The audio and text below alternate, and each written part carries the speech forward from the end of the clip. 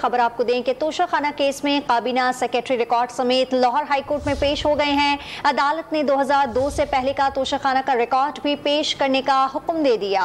इस हवाले से मजीद तफसीलात हासिल करेंगे डॉन न्यूज़ के नुमाइंदे राना बिलाल से। राना बिलाल बताएगा मजीद अपडेट्स क्या है।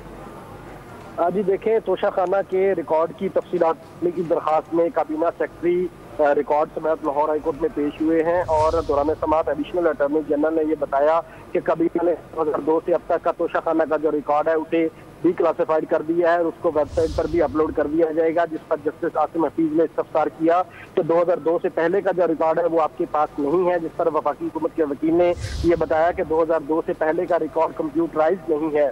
अदालत ने हुक्म दिया कि 2002 से पहले का जो तोशाखाना का रिकॉर्ड है वो जिस भी हालत में है उसे आइंदा समाअत पर अदालत में पेश किया जाए।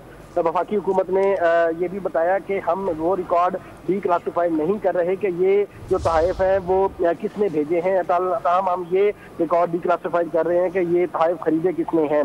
जस्टिस आसिम हफीज ने रिमार्क किए कि आइंदा समाअत पर यह रिकॉर्ड भी अदालत में पेश करें कि ये तहफ़ आए कहाँ से हैं। वफाकी हुकूमत चैम्बर में ये सील शुदा रिकॉर्ड जो है वो जमा करवाए। इसके साथ साथ वफाकी हुकूमत के वकील ने काबीना का जो रिकॉर्ड डिक्लासिफाइड करने का फैसला है उसे भी अदालत में पेश किया। दरखास्त गुजार के वकील अजहर सदीक ने बताया कि हुकूमत को सारा रिकॉर्ड अदालत के सामने रखना चाहिए।